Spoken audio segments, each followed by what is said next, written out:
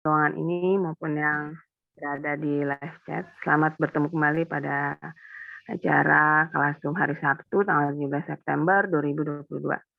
Nah, sebelum acara ini dimulai, mari kita awali dengan berdoa. Saya minta kesediaan dari Ibu Eri untuk memimpin doa. Silakan Ibu. Ya, baik. Mari kita satu di dalam doa.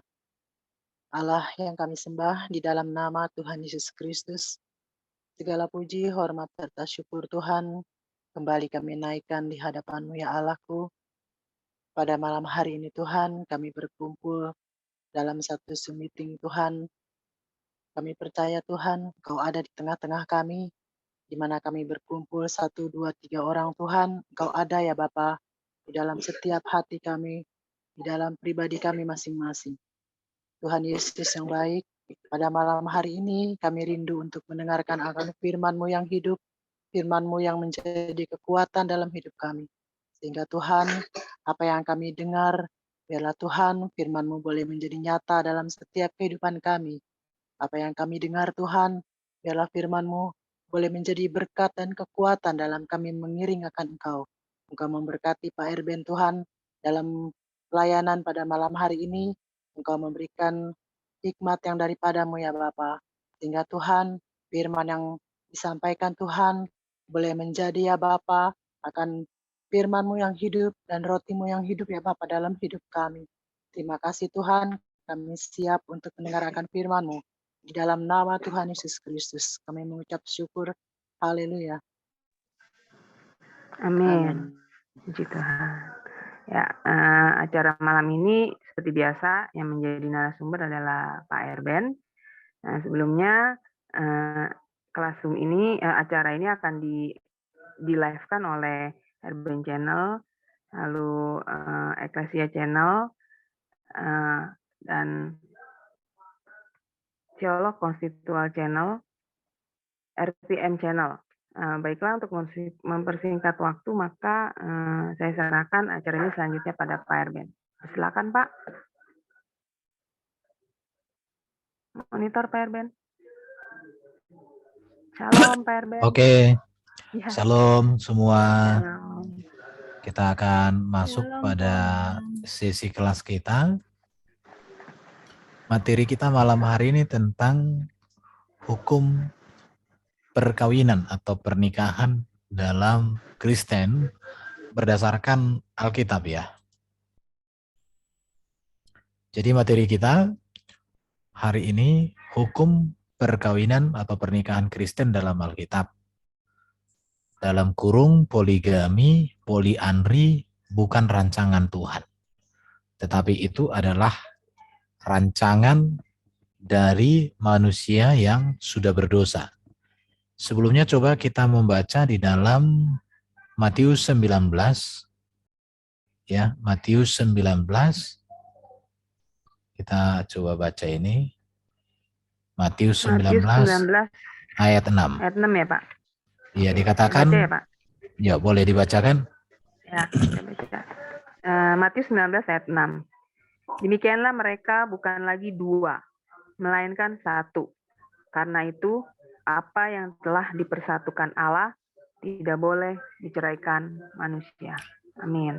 Dari kalimat ini kan demikianlah mereka bukan lagi dua. Nggak dikatakan bukan lagi tiga, bukan lagi empat. Jadi sebenarnya perkawinan Kristen itu berarti hanya dua. Satu laki-laki, satu wanita ya. Dan kemudian mereka menjadi satu. Dan kesatuan mereka itu karena dipersatukan oleh Allah. Dan ini tidak boleh diceraikan manusia. Sebenarnya ini perlu dibaca mulai ayat 1 ya sampai dengan ayat 12. Itu perlu dibaca, tetapi kita tidak fokus untuk ke sana. Kita fokus menjelaskan tentang apa sih keluarga Kristen dan perkawinan Kristen dan mengapa poligami dan poliandri ini bukan kehendak daripada Tuhan kita. Tapi ini adalah kehendak manusia yang berdosa. Sekarang coba kita lihat apa sih itu perkawinan atau keluarga Kristen, ya. Keluarga Kristen adalah persekutuan antara ayah.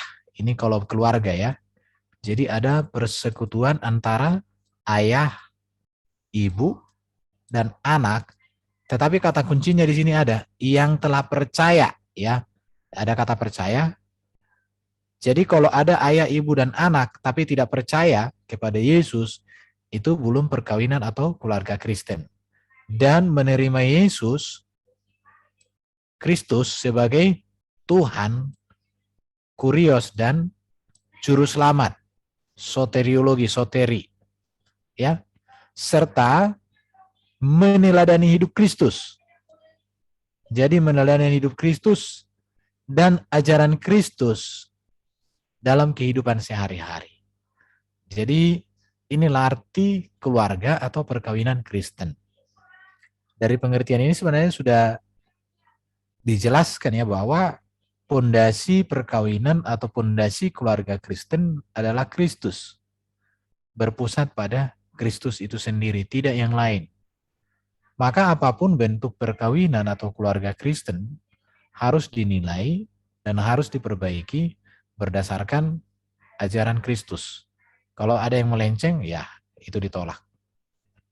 Di dalam Alkitab itu dasar perkawinan Kristus itu yang pertama adalah kesucian.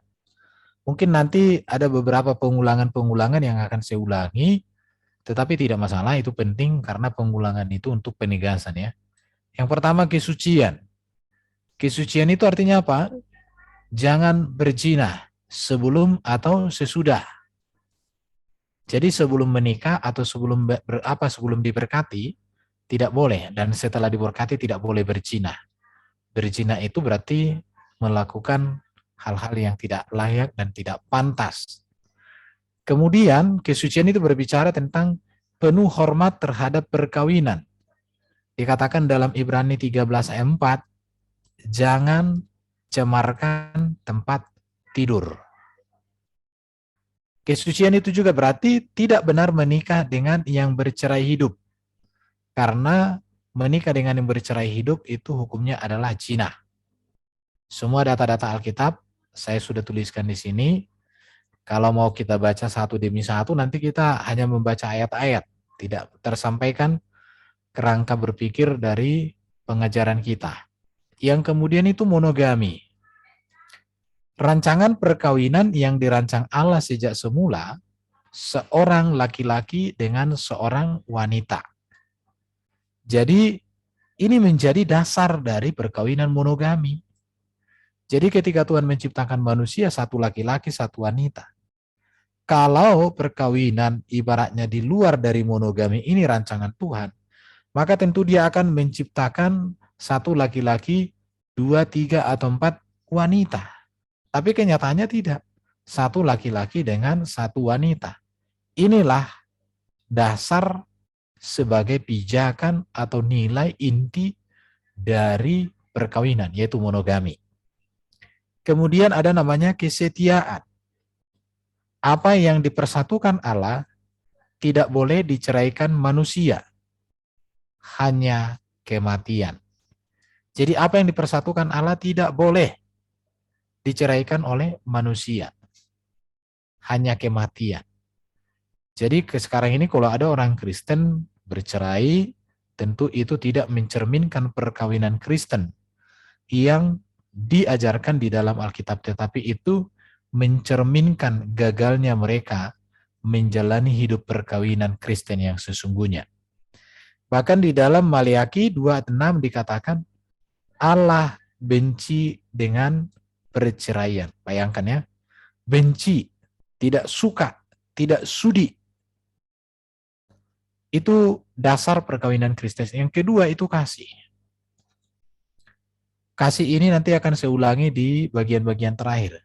Kasih itu artinya istri tunduk kepada suami sebagaimana seharusnya di dalam Tuhan. Perhatikan. Istri tunduk sebagaimana seharusnya di dalam Tuhan. Artinya ketundukan istri itu ketundukan di dalam Tuhan. Kalau sudah di luar Tuhan, ya tidak boleh tunduk. Harus menolak dengan cara yang elegan, gitu ya. Baru dikatakan suami mengasihi istri, jangan berlaku kasar terhadap dia. Ini dasar-dasar di dalam perkawinan. Ketika sudah menjadi suami istri, keluarga, maka suami mengasihi istri seperti Kristus mengasihi dirinya. Dan tidak boleh berlaku kasar. ia berlaku kasar, baik dalam kata-kata, baik dalam tindakan fisik. Itu tidak dibenarkan. Makanya kalau ada keluarga Kristen melakukan KDART, itu tidak mencerminkan keluarga atau perkawinan Kristen, tetapi itu mencerminkan kegagalan mereka mengikuti apa yang menjadi ajaran Alkitab. Kalau tentang anak taat kepada orang tua dalam segala hal, karena itulah yang dikehendaki di dalam Tuhan. Jadi segala hal di sini artinya tentu di dalam Tuhan. Baru orang tua jangan sakiti hati anakmu supaya jangan tawar hati. Ini ada Kolose 3 ayat 18-21. Jadi inti dari perkawinan Kristen itu dasarnya ini adalah, yang saya mau sampaikan di sini adalah yang pertama kesucian, kemudian kedua monogami, yang ketiga adalah kesetiaan, yang keempat adalah kasih. Ini dasarnya. Kalau pernikahan atau perkawinan Kristen, salah satu di antara ini tidak ada, itu akan tidak boleh layak disebut sebagai perkawinan Kristen, tetapi kegagalan daripada perkawinan itu sendiri. Baru kita akan bicara juga sedikit tentang bagaimana sih posisi poligami atau poliandri ya. Poliandri. Karena poliandri ada juga di dalam catatan Alkitab, seperti seorang wanita yang dijumpai oleh Yesus. Di manakah suamimu? Enggak ada. Suamimu yang sekarang pun bukan suamimu.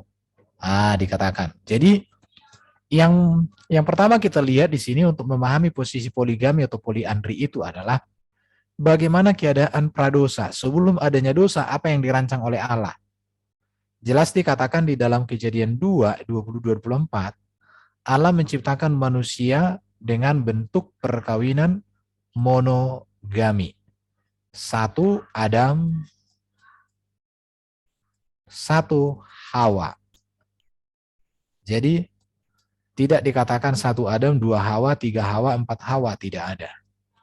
Tetapi setelah manusia jatuh dalam dosa, maka di sini dikisahkan ada perkawinan poligami. Dan ini atas inisiatif manusia itu sendiri.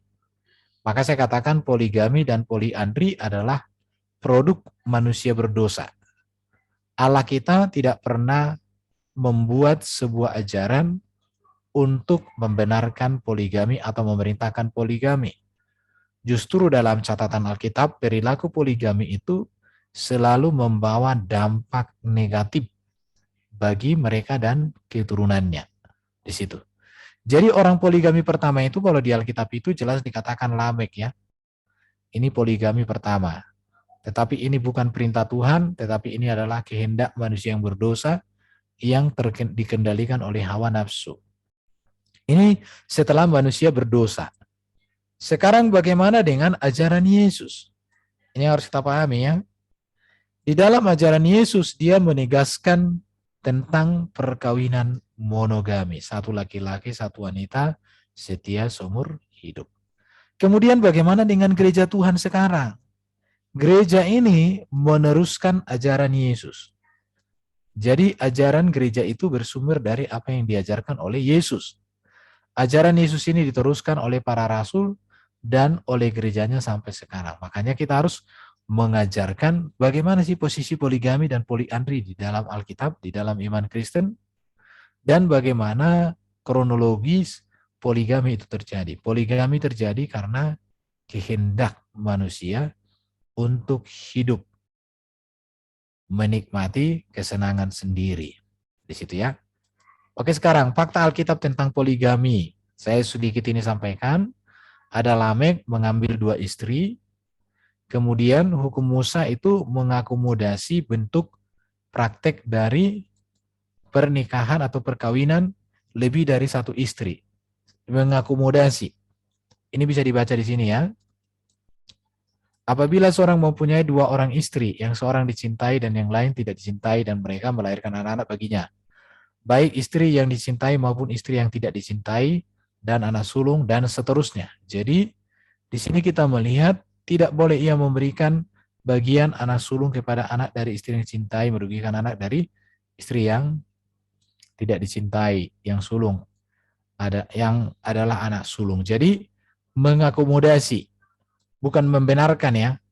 Dalam hukum Musa itu diakomodasi tapi tidak dibenarkan dan tidak diperintahkan. Tetapi ini kasustik. Raja Daud, pria yang berkenan di hati Tuhan, ini dikatakan memiliki 8 istri. Salomo bertindak berlebihan, ya, bahkan lebih jahat lagi. 700 istri, 300 selir.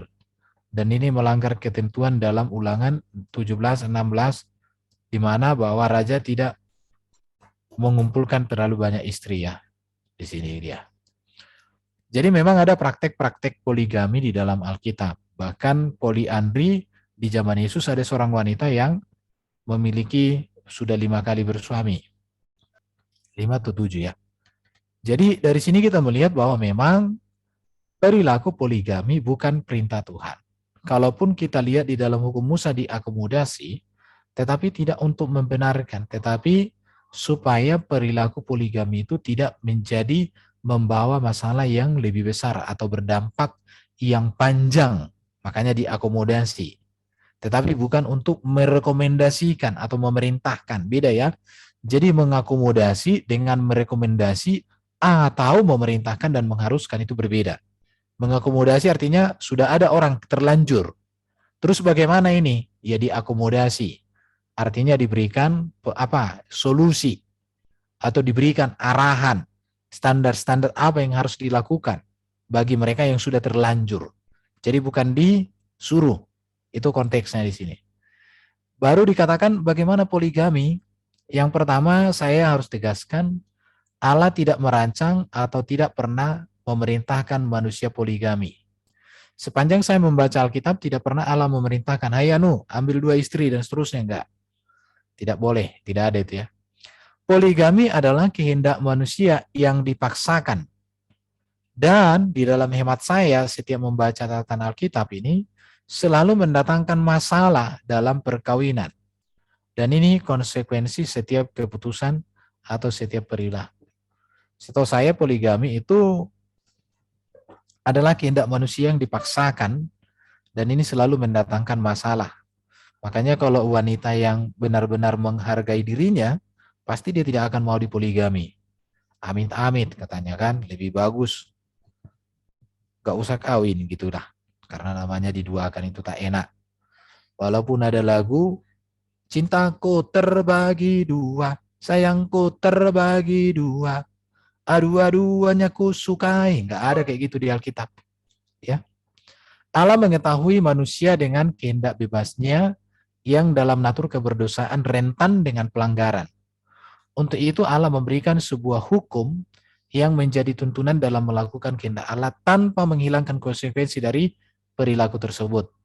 Jadi sebelum dosa kehendak Allah dan kehendak manusia itu sejalan. Ya. Tetapi setelah manusia berdosa, kehendak manusia cenderung berlawanan dengan kehendak Allah. Makanya manusia jadi kelakuannya banyak yang aneh-aneh. Kenapa? Karena setelah adanya dosa, maka kehendak Allah dengan kehendak manusia bertentangan. Ya, kehendak manusia dengan kehendak Allah itu berlawanan. Allah tidak memaksakan kehendaknya kepada manusia.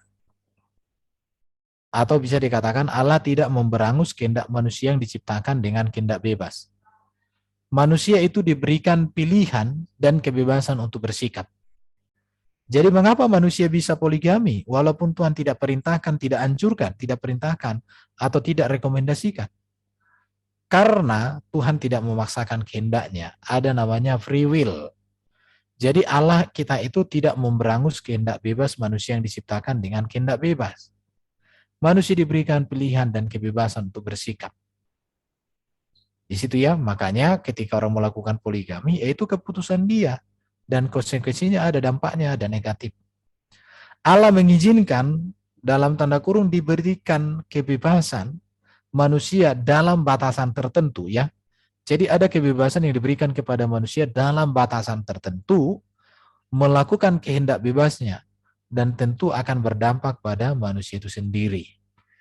Jadi artinya di sini bagaimana poligami ya? Poligami itu kehendak bebas manusia, bukan rencana Tuhan, bukan rekomendasi Tuhan, bukan anjuran Tuhan, tetapi itu dari kehendak bebas manusia yang tidak tunduk kepada Tuhan.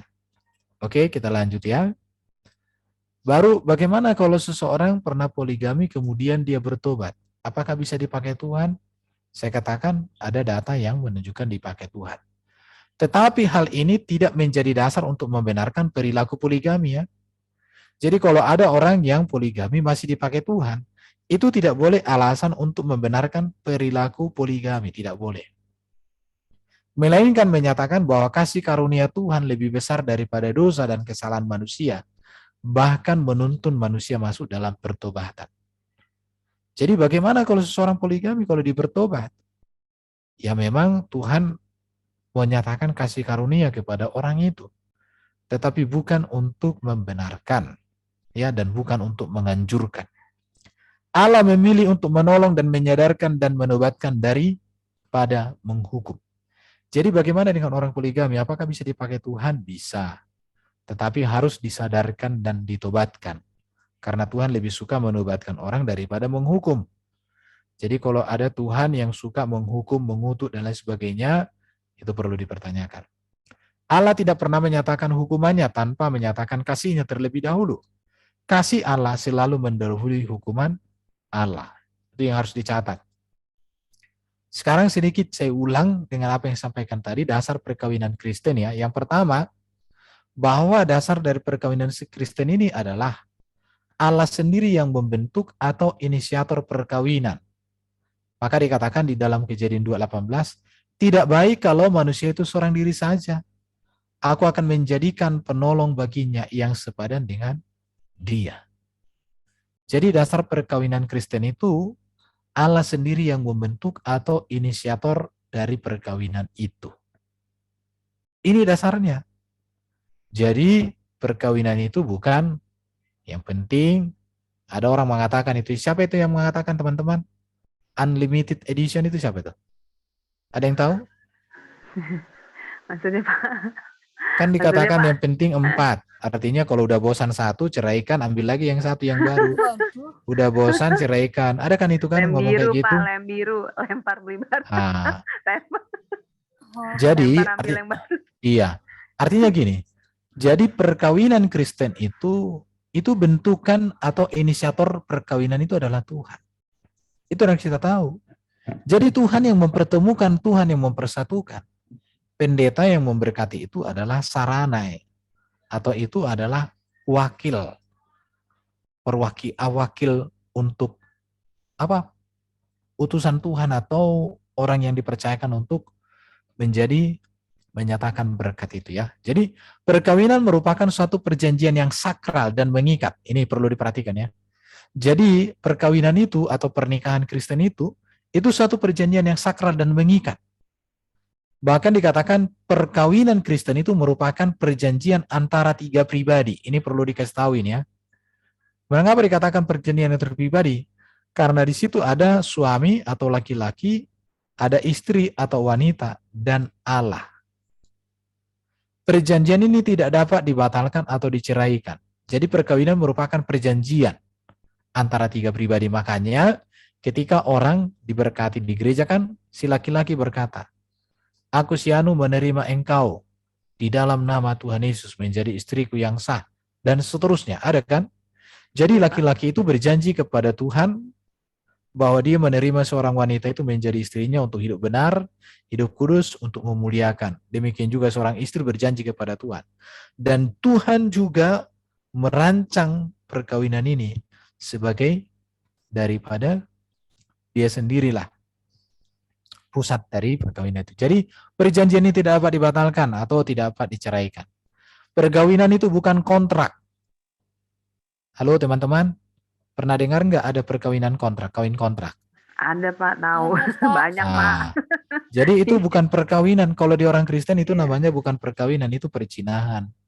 Karena perkawinan itu seumur hidup. Kalau kontrak kan ada masanya kan? Iya Pak.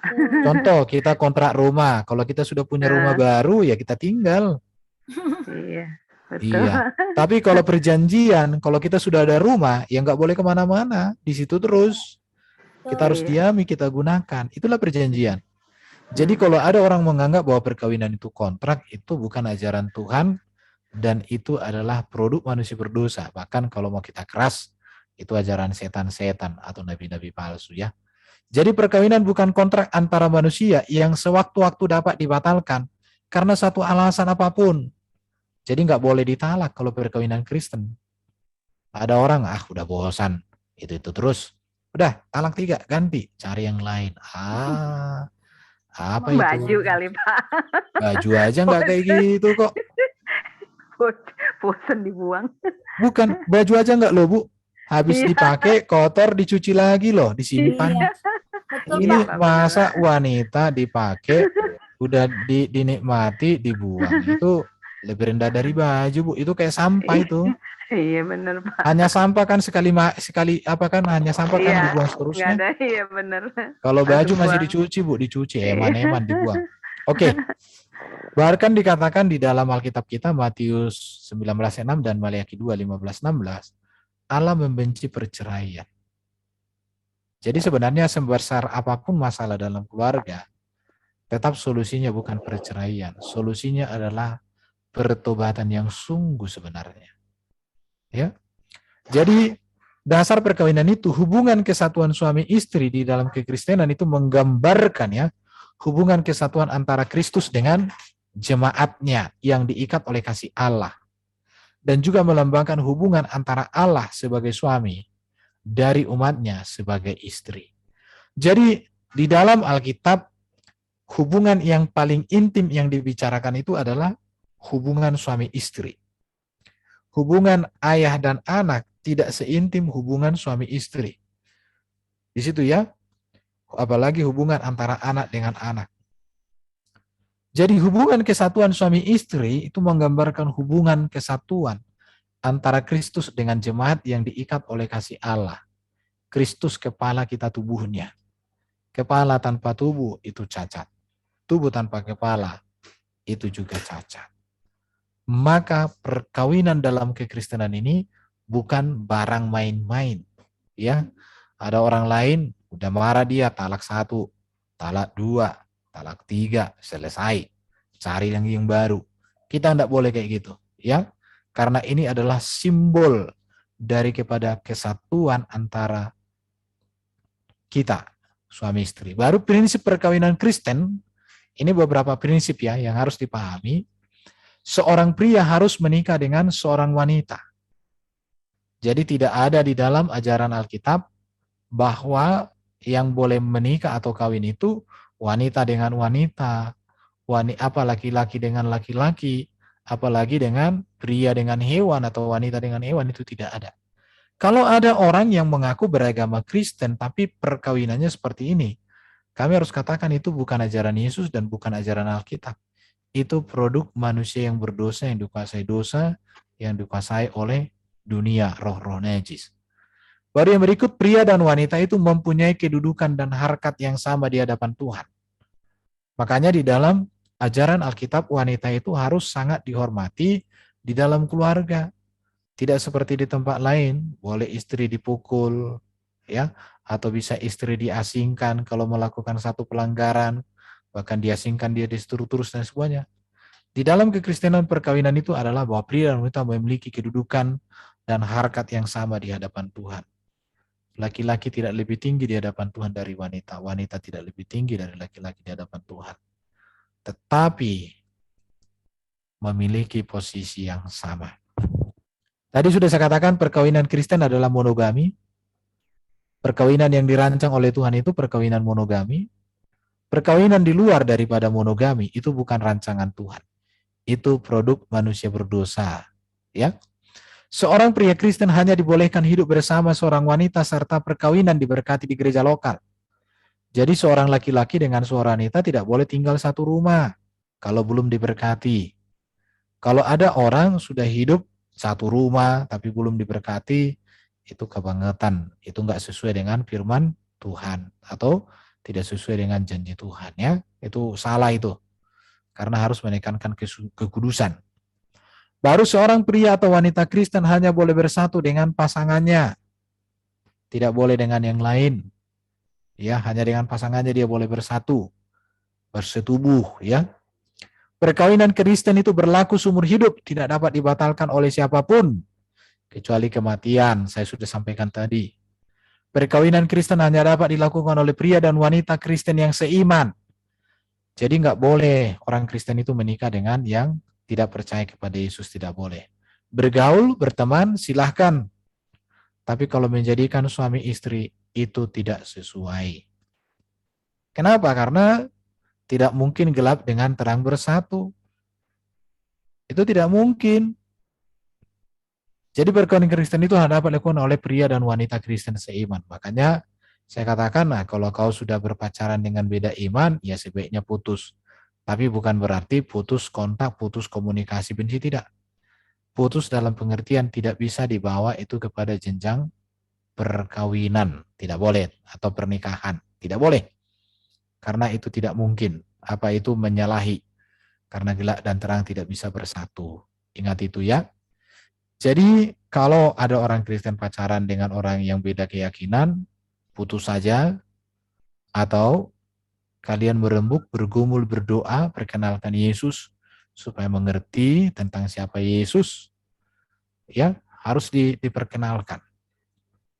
Atau kalau enggak putus, tetapi bukan berarti membenci, bukan berarti harus memusuhi. Ya udah putus, kita beda iman, kita tidak bersatu, cukup jadi kawan. Tes, mantap, kan begitu toh. Baru tujuan perkawinan, apa sih tujuan perkawinan? Tujuan perkawinan itu bukan untuk hubungan seks ya. Ada orang berpikir bahwa ayo kita menikah, kita diberkati, nggak tahan lagi ya, kurang ajar. Tujuan pernikahan harus ditinjau dari sudut pandang Allah. Perhatikan, untuk apa Allah menciptakan Adam dan untuk apa Allah menciptakan Hawa untuk Adam? Tujuannya apa? Untuk menikmati dan menyaksikan kasih Allah. Jadi bagaimana orang memuliakan Tuhan melalui perkawinan atau pernikahannya? Itu intinya. Jadi bukan untuk puas-puasan. Kalau pernikahan atau perkawinan Kristen hanya untuk menikmati seksual, maka apa bedanya dengan pelacuran? Tetapi bagaimana kasih Allah dipertontonkan di situ? Bagaimana kasih Allah dirasakan dalam perkawinan itu dasarnya. Jadi kita menikmati kasih Tuhan dan kita menyaksikan kasih Tuhan di situ. Jadi bukan tujuannya untuk ya itulah ya. Baru membangun keluarga dan menaklukkan bumi bagi kemuliaan Allah. Jadi tujuan keluarga itu apa? Perkawinan itu membangun keluarga. Melahirkan keturunan-keturunan yang diberkati oleh Tuhan. Melahirkan keturunan-keturunan yang unggul untuk menjadi mitra, berpartner dengan Tuhan dalam mengelola bumi dengan segala isinya sekaligus untuk memenuhi kebutuhan keluarga tersebut. Nah, di situ ya. Jadi keluarga Kristen ini harus menjadi role model yang mencerminkan gambar dan citra Allah.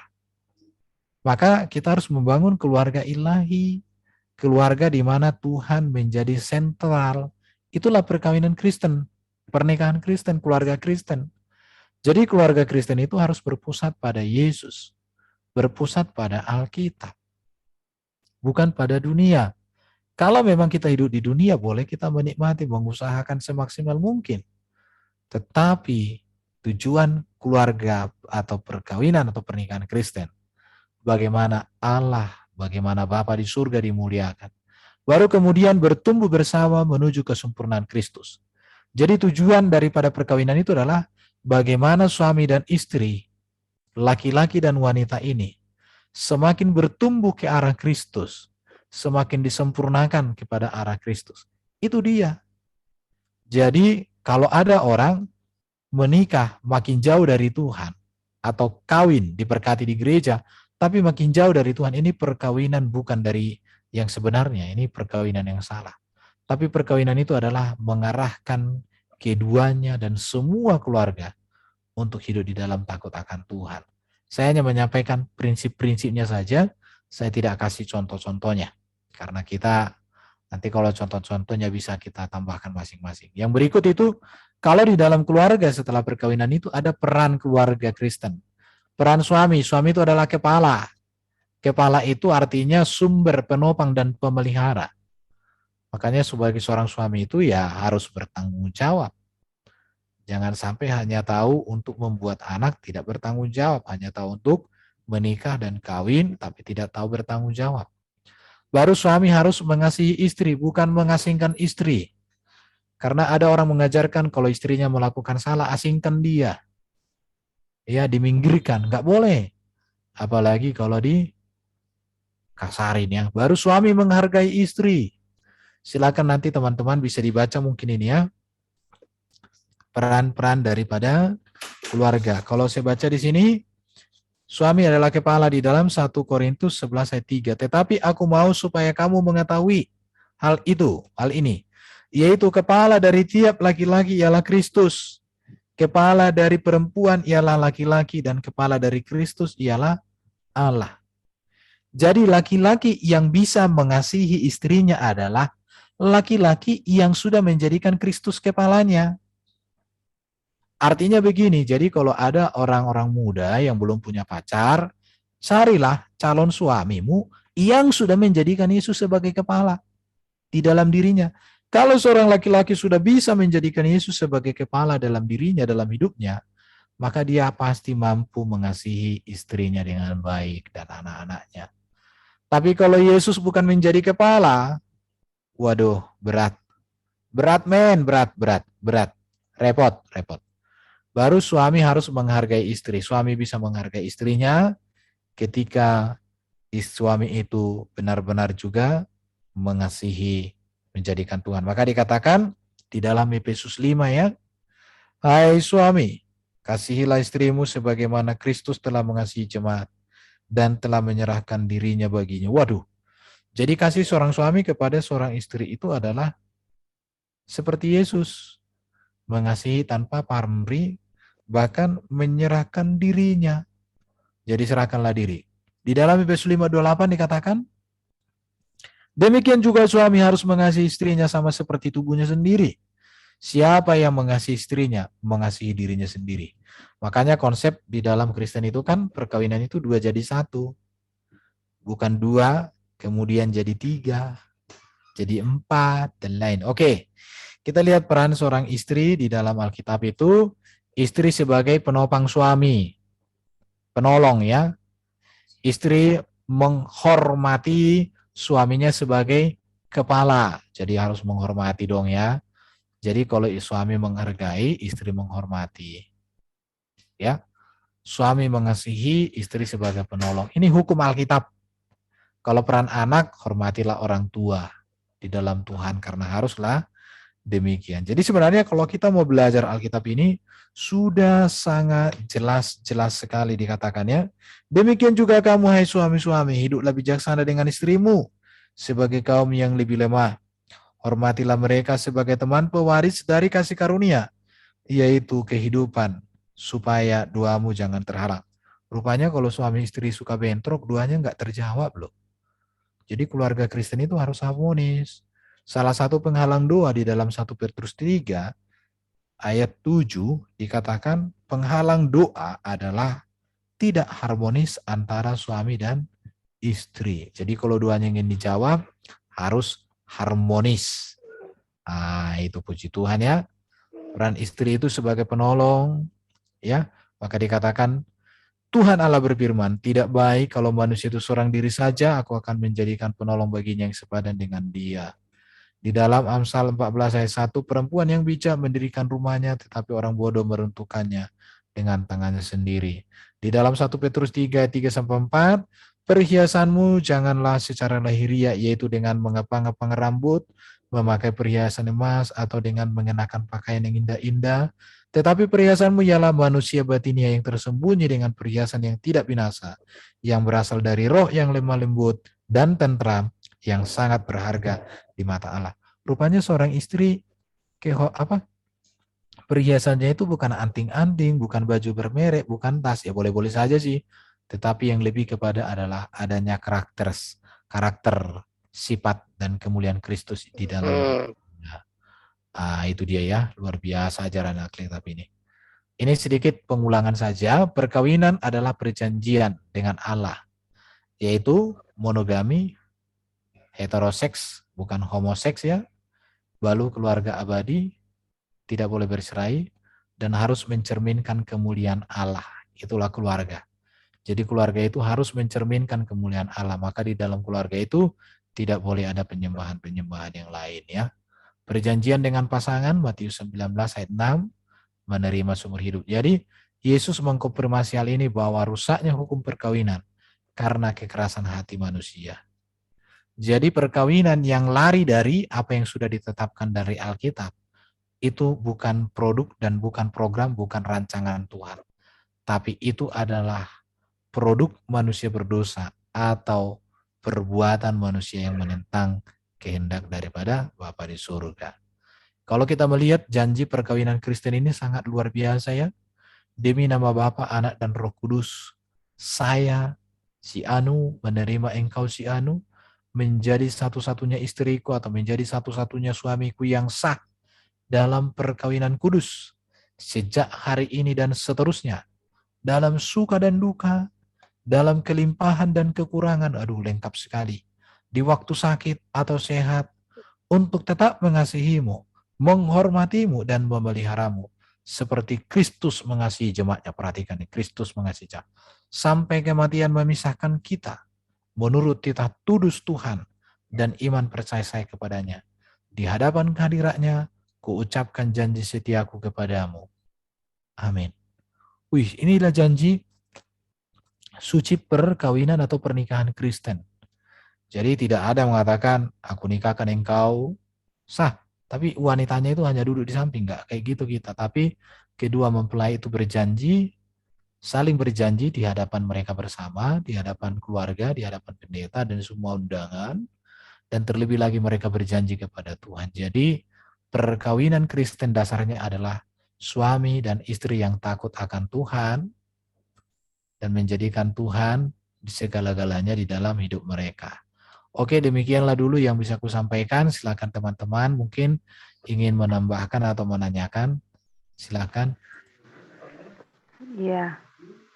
Ya siapa yang mau sharing juga boleh. Mas Didik, Ibu Hilda, Pak Stefanus. Iya, saya mau Mana? tanya duluan. Ya, silakan. Mari. Pak Erben, saya mau tanya yang di Matius 19 ayat 12, Pak. Iya.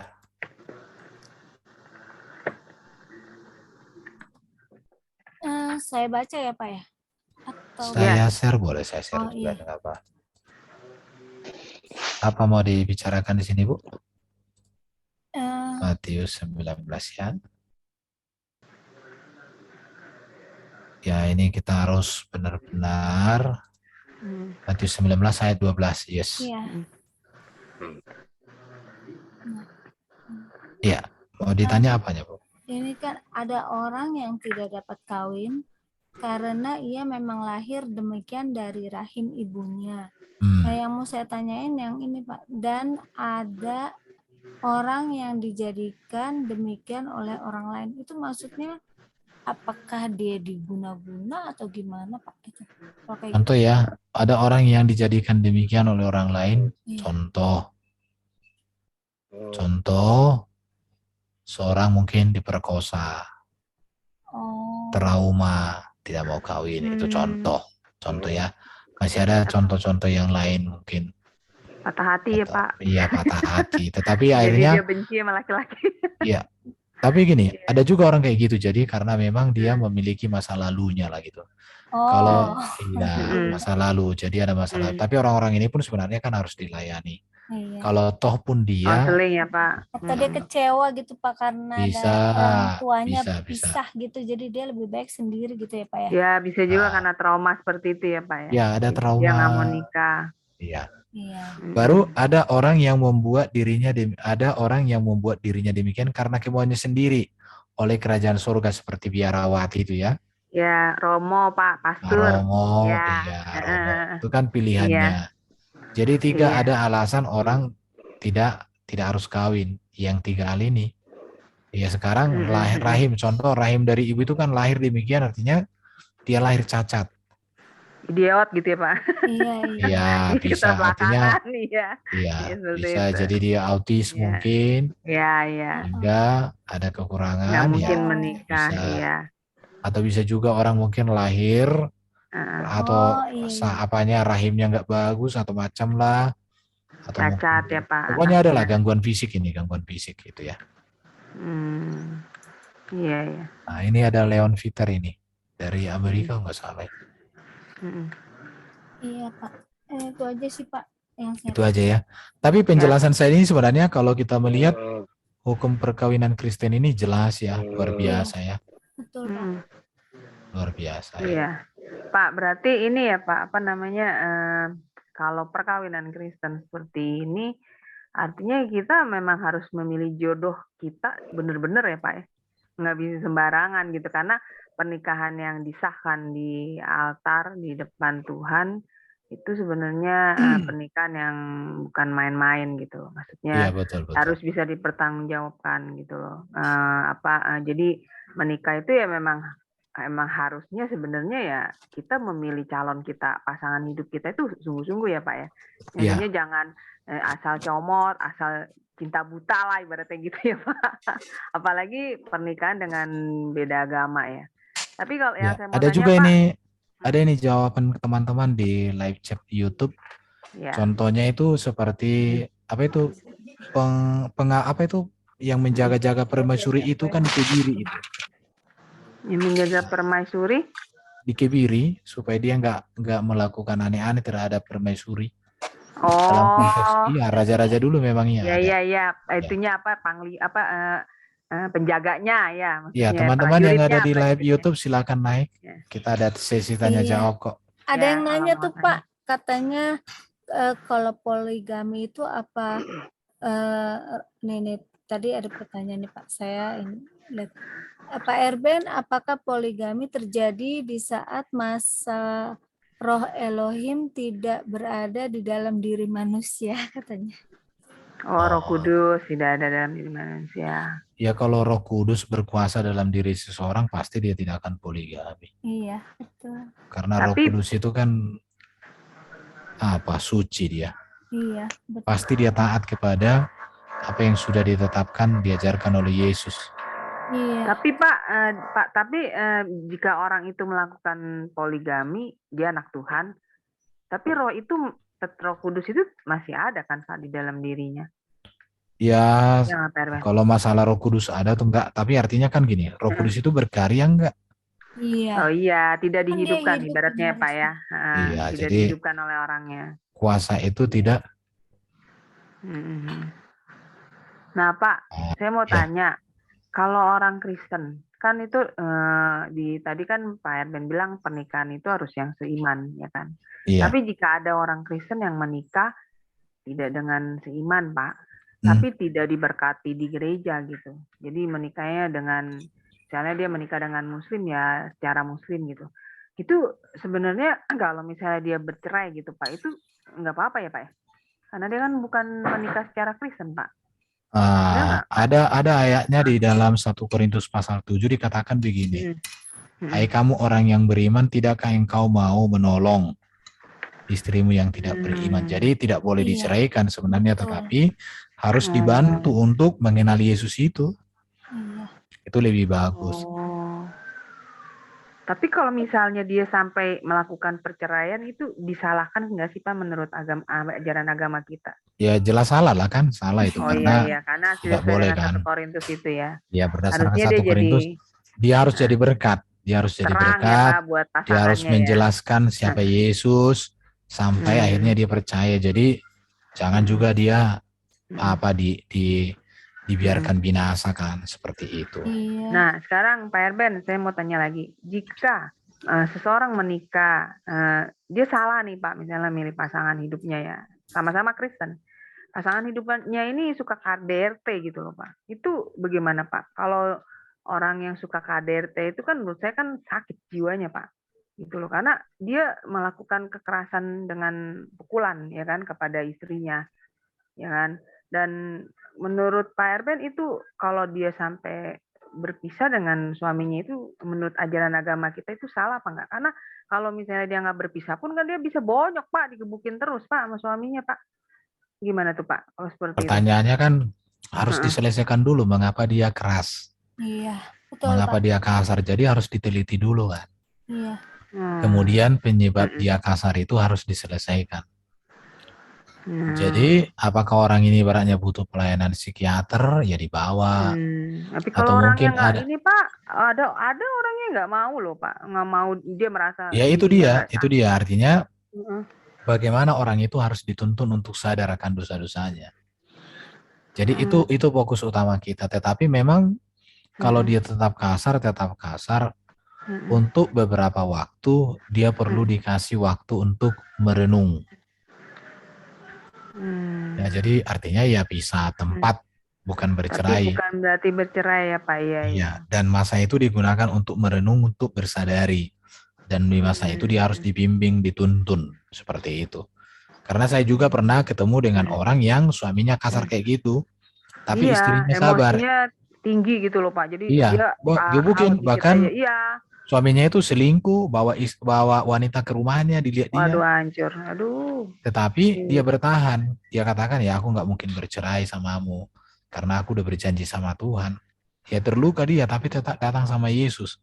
Akhirnya suaminya itu bertobat, dan dia menjadi suami yang sangat baik, ingin membalas semua keburukan-keburukannya. Jadi bisa saja, ini kan kasus. Tapi Pak Erben, menurut saya, jika seorang suami memukul istrinya itu, dan istrinya masih bersama dengan suaminya gitu, tinggal, itu bukan yang melukai jiwa anaknya Pak, melihat perlakuan kasar bapaknya itu kepada mamanya Pak. Iya, makanya kan Pak, kalau kasus-kasus seperti ini kan harus kita tahu dulu apa penyebabnya dia dipukul itu. Apakah ada kasus tertentu. Jadi itu diselesaikan. Karena kan laki-laki juga kan nggak mungkin asal pukul. Kecuali udah asal pukul udah gila, ya kita bawa ke inilah, kita bukan diceraikan tapi dibawa ke tempat rehabilitasi aja dia. Bisa juga suaminya misalnya itu Pak, ngedrugs atau dia penjudi, kan suka mukul Pak kalau kayak gitu kan Pak. Iya, biasanya. Ya kalau ngedrugs suaminya kan bisa direhabilitasi, masukkan ke panti narkoba itu. Iya. Makanya berarti intinya Pak ya, kita sebagai wanita terutama ya, harus memilih pasangan yang benar ya Pak ya, sebelum menikah ya. Meneliti pasangan itu dengan sungguh gitu, bukan dengan meneliti, tanya meneliti. sama Tuhan. Iya, maksudnya melihat sama meneliti ya, Tuhan, tanya juga sama gitu. Tuhan. Ya maksudnya tanya juga sama Tuhan, juga meneliti juga lah, Doro, lihat gitu loh. Maksudnya bagaimana karakter orang ini gitu loh. Ya, makanya waktu pacaran kan harusnya kan yang sama-sama satu iman, betul nggak Pak? Jadi kan dia tahu kalau satu, Doro, kalau sama-sama satu iman juga banyak yang nggak itu kok. Anak Tuhan juga banyak yang nggak bener kok. Lu pikir anak Tuhan semua bener, gimana lu? Iya, tapi kita nggak usah menjamin ngelihat anak Tuhan itu semua bener. Ini ya, Iya. kalau sudah statusnya itu Kristen sejati atau anak Tuhan, pasti dalam prinsip-prinsip perkawinan ini dia benar. Nah, tetapi kalau dia hanya Kristen KTP, nggak pernah renungan, nggak pernah baca Alkitab, nggak pernah ibadah, ya wajar. Itu bukan Kristen. betul Pak. Apa bedanya itu dengan siapa? Jadi orang-orang kayak gitu menurut saya levelnya sama dengan Ahmad Kainama. Nah, nggak layak jadi Kristen, tetapi kita harus, artinya gini, kita gereja harus menampung orang-orang kayak gitu walaupun mereka tidak layak disebut Kristen. Karena Kristen itu kan artinya pengikut Kristus, menghidupi ajaran Yesus, itu Kristen. Apakah itu menghidupi ajaran Yesus? Kan tidak. Iya, makanya kan kita harus cari yang istilahnya tunduk sama-sama takut akan Tuhan ya Pak ya. Kan sebelum nikah juga kan ada katekisasi kayak gitu-gitu ya Doro gitu ya. Kan. Jadi tapi kan banyak yang ikut kayak gitu tapi tetap aja hasilnya. Ya itu sih, ya maksudnya kan istri itu buat apa? Kan penolong. Jadi kan dia juga harus mendoakan suaminya kan gitu. Begitu juga suaminya. Jadi ya harus saling lah ya Pak ya. Kalau ada kata-kata saling ya susah, akhirnya kan jadi ego kan gitu. makanya emang kalau nikah tuh ya susah. Kecuali kalau Susah zaman milih dulu kali jodohnya ya, kalau zaman dulu mungkin gitu. Oke, Banyak Pak dari Erben ada silakan. yang solusi nanya nih Roro, Pak, balik lagi nanya ya, Tuhan. Iya, ya. ada yang nanya di Mau live chat Pak Pak. saya. Ini Ya, Pak. Ibu Hilda silakan Ibu. Oh Bu Hilda mau nanya dulu. Ya, silakan Ibu. Ini Ya. kan ada kayak seperti seorang istri suaminya terlalu keras selingkuh gitu. Akhirnya dia nggak tahan, dia tinggalin suaminya, terus dia nikah dengan muda yang istrinya meninggal. Tapi dia setia sama Tuhan, dia ke gereja, apa itu bagaimana kalau apa layak itu kalau seperti itu? Sedangkan suaminya sekarang itu masih hidup dan dia dengan suami yang sekarang sudah punya anak. Itu Yang bagaimana? baru ya Bu ya, dengan suami baru udah punya anak ya. Iya. Itu bagaimana menurut ajaran Kristen? Apakah itu layak gitu untuk ini? Dia kalau menurut firman Tuhan itu bagaimana itu hukumnya kalau seumpamanya seperti itu? Sementara dia sudah tidak bisa kembali ke suaminya yang pertama karena dia sudah punya anak dengan yang sekarang ini. Yang baru ya Bu ya. Ada berapa kasus orang-orang di sini itu seperti itu. Artinya itulah perilaku yang menyimpang dari kebenaran yang sesungguhnya. Iya. Jadi berdasarkan kebenaran yang sesungguhnya kita harus katakan itu dosa, itu kesalahan. Terus iya, Pak. bagaimana mereka menyelesaikannya? Ya datanglah mereka sama Tuhan. Oh Ya, iya kalau benar saya- Pak, gimana ya, Pak? Kalau sudah seperti itu. Kalau saya mengatakan seharusnya dia harus kembali kepada suaminya kalau ingin menghidupi firman Tuhan. Iya, sebenarnya Harusnya tapi harus. dia sudah terlanjur punya anak dengan yang Iya ini. Pak, Iya. udah punya keluarga anak apa maksudnya ibarat keluarga baru ya, Bu ya. Baru, Iya. Masa dia menghancurkan keluarga barunya, Pak? Gimana, Pak? Iya. Bingung juga ya, Pak. Kecuali kalau nggak punya anak ya, nggak masalah, udah ada anak ya. Ya kalau saya Jawa ekstrim, ya dengan dia bercerai itu kan sudah menghancurkan yang pertama. Dan ketika dia menikah yang kedua juga sebenarnya menghancurkan juga. Karena tidak sesuai Tapi yang kedua kebenaran. Duda, Pak. Duda dengan istrinya sudah meninggal. Ya artinya Duda itu tidak berdosa apa? Dia kalau berdasarkan ayat Alkitab itu kan barang siapa menikah kawin dengan orang yang diceraikan itu berzina loh. Iya, hitungannya, iya Ya benar. itu, jadi gini, ya bagaimana dengan ini? Ya kita serahkanlah sama Tuhan. Kalau berdasarkan ajaran Yesus itu nggak benar. Artinya gini, standar yang dibuat oleh Yesus tentang perkawinan dalam Kristen ini kan sangat tinggi. Nggak boleh cerai. Jadi memang sudah, makanya dia begini, satu kesalahan yang tidak diselesaikan akan melahirkan kesalahan-kesalahan yang baru. Satu dosa yang tidak diselesaikan akan melahirkan dosa-dosa yang baru. Sehingga ada di dalam benang kusut. Penyelesaiannya ya kalau mau ideal ya, harus mau benar-benar ya kembali kepada hukum itu seharusnya. Iya, Pak. Waduh. Terus ada lagi kasus berat makanya. Agamanya beda, terus yang suaminya istrinya itu setia sama Tuhan, kan dia menikah dengan orang yang seberang. Terus yang orang seberang ini dia tidak mau mengikut Tuhan Yesus, sudah diinjili, sudah diini, tapi yang ibu ini tetap setia ke gereja. Itu bagaimana? Itu kan sama juga berzina itu ya. Berdasarkan 1 Korintus 7 itu tidak berzina. Tidak, Ibu. Hanya dia artinya ya dia ya nikahnya awalnya nikah muslim.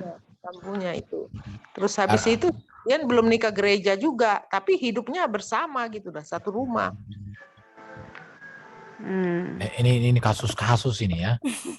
Jadi banyak kasus. Ada lagi Pak yang begini Pak. Erben ngangkat temanya, ngangkat apa? Topiknya berat sih. Ini kan kasusnya nggak apa-apa. Pak Erben, ada lagi begini Pak. Dia dari apa yang teman-teman sampaikan itu menegaskan bahwa betapa parahnya perkawinan anak-anak Tuhan ya Pak. Iya. Sehingga untuk mengembalikan kerusakan yang sudah terjadi kepada kebenaran yang seharusnya, maka Iya, ini butuh pengorbanan, butuh kerja keras. betul. Karena memang banyak orang sekarang ini kan sudah kacau di Menyimpang. dalam perkawinan. Dan saya katakan lembaga yang pertama dihancurkan, dirusak oleh iblis itu kan perkawinan, Keluarga. Iya, keluarga Pak. kan. Keluarga, Pak. Iya. Betul. Jadi Nah, berbicara tentang keluarga ini tidak main-main. Betul, iya. benar. Apakah kita mau Generasi ya, Pak. membahas, ya Heeh. apakah kita berbicara perkawinan itu jadi kayak kompromi? Iya, betul. Seharusnya tidak. Makanya di sini sih ada perbedaan pendapat. Contoh ya, ada orang, ya ini kita bicara internal gereja sebenarnya, ada pendeta yang orang yang berani nikahkan lagi. ada contoh, ada pendeta, Iya. ada pendeta yang mau memberkati orang yang menikah 2 kali. Seharusnya jangan. Iya. Iya. Kalau diancam, aku mau meninggalkan Kristen. Kalau kalian nggak mau memberkati aku, ya udah pergi aja sekalian. Harusnya gitu. Kenapa? Pak, malah itu kan, Pak, sekarang ada Ah, hukum itu, apa pernikahan sesama jenis apa itu disahkan. itu udah makin kacau itu. Gereja Jadi, juga masa. jadi ini problem-problem ya ketika kita mulai kompromi memang akan masuk Iya, kepada kondisi yang bermasalah. Iya, Betul, betul. Makanya saya betul, bilang Pak. kompromi terhadap kesalahan akan mendatangkan kesalahan. Dan Iya. itulah yang sudah terjadi sekarang ini. Pak Jadi Erben, pertanyaan teman-teman yang tadi itu menunjukkan bahwa kesalahan itu sudah terjadi berulang-ulang. Dosa itu sudah terjadi di berbagai sudut sehingga orang menganggap bahwa ini bukan lagi dosa. Akhirnya nanti Iya. kebenaran itu menjadi relatif. Jadi akhirnya ada kebenaran subjektif, bukan lagi kebenaran Kristus. iya. Iya. Jadi artinya di sini inilah waktunya sekarang semua orang mulai start dengan prinsip yang benar. Yang salah-salah itu ya kita hanya bisa memperbaikinya. Bukan lagi mungkin kita bisa kembalikan kepada yang sesungguhnya karena itu terlalu berat. Seperti tadi kan cerai udah kawin lagi, udah diberkati di gereja. Ini sebenarnya ini gimana ini gitu ya. Iya, kacau banget ya, Pak. Pak Kacau. Erben, contohnya ya saya sendiri ya. Kan mantan suami saya, dia menikah dengan orang Filipina. Dan dia juga menikah lagi diberkati. Tuh. Lalu waktu dia pulang ke Indonesia, mantan suami saya mau balik dengan saya. Jadi saya ngomong gini, Pak, sama mantan suami saya. Kata saya, kalau kamu mau ceraikan dia, saya mau kembali dengan kamu. Tapi kalau kamu nggak ceraikan dia, ya saya nggak bisa kembali. Saya bilang gitu, Pak. Karena saya nggak mau ya kalau misalkan saya balik tapi dia nggak menceraikan istrinya. Gitu loh. Saya nggak mau seperti itu. Jadi Ibu belum nikah lagi sampai sekarang ya? Belum ya? oh enggak, saya nggak menikah lagi sampai sekarang. Ya. Nah, terus suami saya bilang, wah saya kalau untuk menceraikan dia, dia masih mikir-mikir karena kan dia waktu Ada anak itu ya. ada anak kecil ya, dia ada anak kecil. Jadi saya bilang ya udah kalau kamu berat ya lebih baik kamu tinggalin saya, kata saya itu. Saya juga nggak keberatan gitu, saya bilang gitu. Karena saya ngurus anak itu kan dari kecil sampai dia udah kuliah gitu loh. Jadi saya bilang ya saya juga nggak merasa berat ya kamu, maksudnya kehilangan kamu, kata saya gitu. Karena saya cuman kasih syarat itu aja, kalau kamu ceraikan dia, saya mau balik sama kamu. Tetapi kamu biayain anak-anak dia nggak apa-apa. Tapi kalau kamu nggak mau ya maaf saya juga nggak bisa balik sama kamu, saya bilang gitu Pak Erben. Nah, Jadi saya Benar nggak, Pak, seperti itu? komen nih Pak Erben nih, mau komen nih. Iya, Jadi silakan. kalau menurut saya dan pengalaman di lapangan ya, walaupun memang kasus-kasus di tengah rumah tangga itu sangat kompleks, banyak variabelnya, banyak variasinya. Tapi menurut saya karena pernikahan ini diberkati itu di rumah Tuhan, di gereja. Dan di situ Tuhan ya, Tuhan yang mempersatukan. Dan janji nikah itu kan kita ucapkan juga di depan Tuhan. Jadi pada saat terjadi sesuatu di dalam rumah tangga, menurut saya gereja harus peduli ya. Gereja harus peduli karena sebelum nikah kan ada yang namanya bina pranikah. Jadi konseling beberapa kali. Ada beberapa denominasi gereja yang 1 tahun atau sekian kali pertemuan. Nah, itu kan dijadikan landasan pernikahan, betul kan? Gitu kan? Hukum pernikahan Kristen kan berbeda dengan agama lain. Nah, sebelum kita dinikahkan di dalam gereja itu sendiri, kita kan harus paham. Nah, bila terjadi sesuatu masalah atau apa, apalagi yang sangat kompleks ya, yang boleh dibilang aduh udah mentok nih, udah mentok. Saya pikir kita harus balik lagi gitu kan, datang lagi sama gembala kita harus konseling lagi. Nah, jadi ada mediator di situ yang menjembatani masalah kita gitu. Kalau memang tidak ada titik temu ya, banyak juga beberapa kasus tidak ada titik temu, dan menurut Rasul Paulus memang harus pisah dulu untuk sementara waktu gitu. Dengan harapan karena tiap manusia kan kedagingan. Artinya biasanya kita itu akan merasa barang ini begitu berharga buat kita pada saat kehilangan. Nah, pada masa pisah ya, boleh dibilang ya pisah ranjang lah atau pisah rumah, itu bisa jadi bahan introspeksi masing-masing. Tapi tidak lepas dari penggembalaan Bapak Gembala ya. Istrinya mungkin dengan Ibu Gembala. Jadi harus ada niat bahwa memang pernikahan ini harus diselamatkan gitu. Ya, beda cerita kalau memang dari kitanya sendiri tidak ada niat gitu. Contohlah kita ini kepincut sama lawan jenis kita di luar. Ya, sampai dia boleh dibilang sudah gelap mata atau apa ya, itu beda cerita. Memang kompleks ini temanya, Pak Erben pusing karena kasusnya banyak banget ini variabelnya. Begitu menurut saya Bu Ana. Jadi kalau Ibu Ana tadi itu posisi Ibu sudah tepat dalam hal itu. Tetapi memang yang mengalami penderitaan karena kesalahan itu ya dia. Dan kalau dia kembali ke Ibu pun dengan catatan ya kembali kepada janji awal iya. Tetapi konsekuensi dari kesalahan dia yang melenceng itu kan dia harus tanggung juga. Termasuk menanggung biaya hidup daripada mereka itu ya. Jadi artinya gini, ketika kita berbicara tentang konsep perkawinan di dalam Alkitab ini sebenarnya sudah tepat, sudah benar, sudah klop lah bahwa itu monogami, kesucian ya, baru satu laki-laki satu wanita, hanya maut yang memisahkan dan semuanya itu sudah pas. Kemudian di luar dari konsep atau di luar ajaran Alkitab ini tentang perkawinan, ternyata kita temukan beberapa masalah.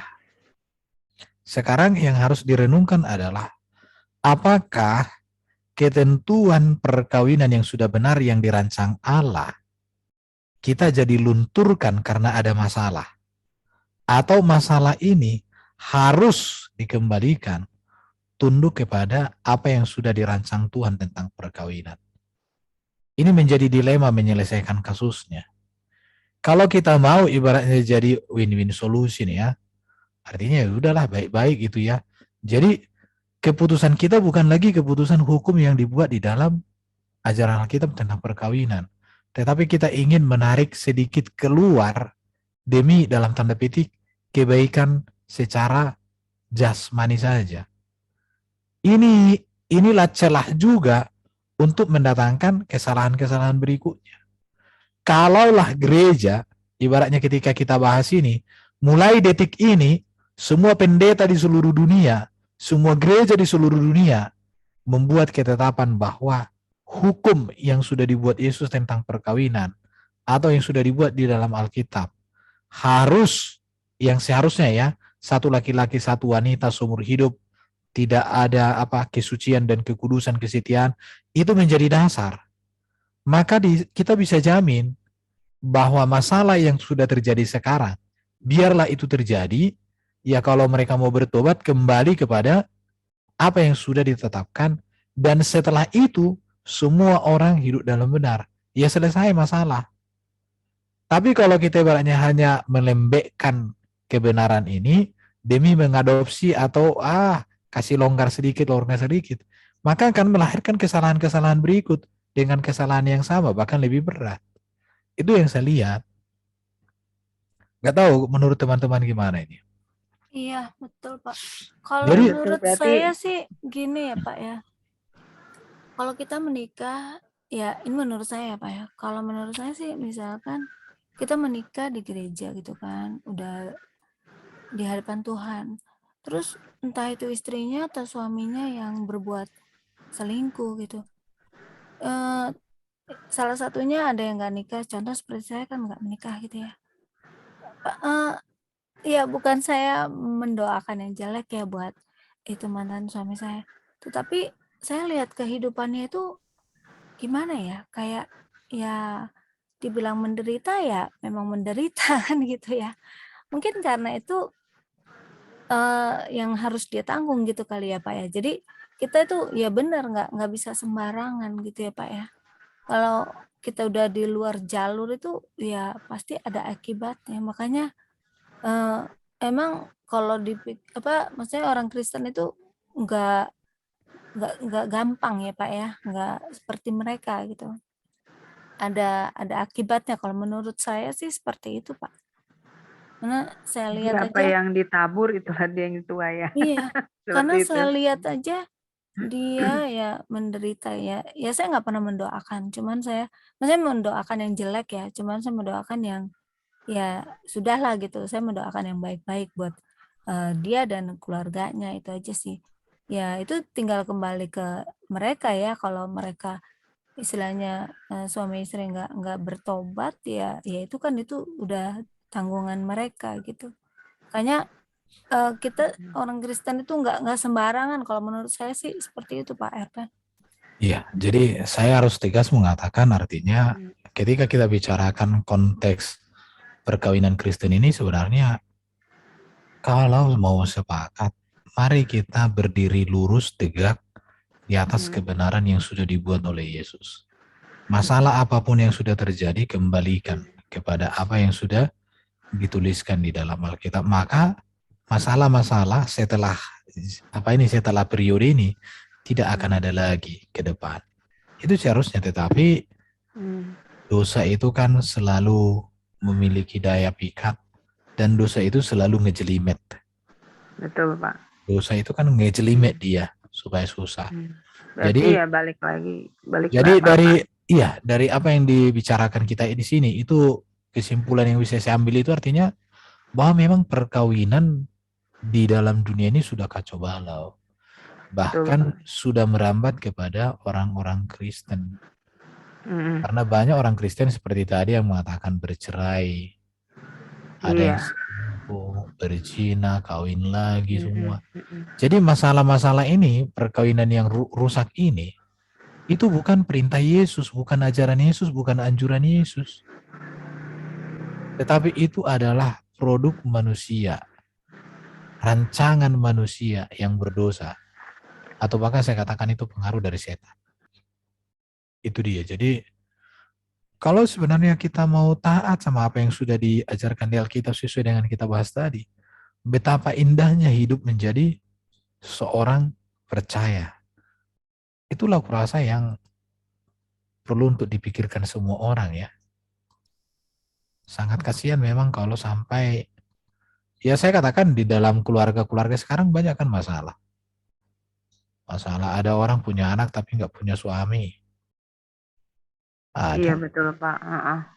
Ada orang punya anak banyak dari 2 istri, macam-macam. Ada simpanan dan lain sebagainya. Inilah kejahatan, inilah produk manusia. Itu aja mesti tegaskan.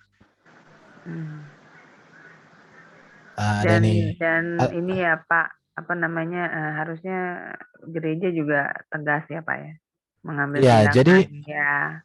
makanya Jadi, ada tadi saya terpikir gini kan, ada namanya baik, tetapi baik itu belum tentu benar. iya Pak. Baru Betul. dari yang benar ini, baru naik lagi levelnya menjadi berguna dan memuliakan Tuhan ya di situ. Jadi kita kalau berbicara tentang ibaratnya kayak tadi perceraian gini, akhirnya dibuat begini, ya baik. Tapi apakah benar? Tidak. Orang bercerai kok, kan gitu. Jadi kita mau yang mana sekarang? Apakah hanya baik atau yang benar? Kalau yang benar, ya berdiri tegak lurus kepada ajaran Yesus. Jadi kadang memang kita jadi kompromi memang. Kompromi yang, ya itulah itu. Oke, ada nih Bro Hermanto. Ada mau ditanyakan atau mau disampaikan? Silakan. Yang ada di live YouTube, silakan naik ke atas saja. Kita bincang-bincang di sini. Kalian mau bertanya, kita siap menjawab. Silakan naik. Ada Bro Hermanto mau ditanya? Halo? Halo, aku Monitor nyimak dulu, Pak. Bang. Oh, nyimak dulu. Oke deh, saya deh. Ada yang mau bertanya lagi yang lain? Masih ada Saya mau ini. kasih masukan dulu deh Bang Erben. Iya, silakan. Jadi ya pokoknya komplek lah kalau masalah keluarga ya. Jadi memang urusan keluarga ini, apalagi orang-orang yang sudah boleh dibilang frustasi ya, sepertinya udah hopeless lah, nggak ada harapan untuk keluarga saya. Nah,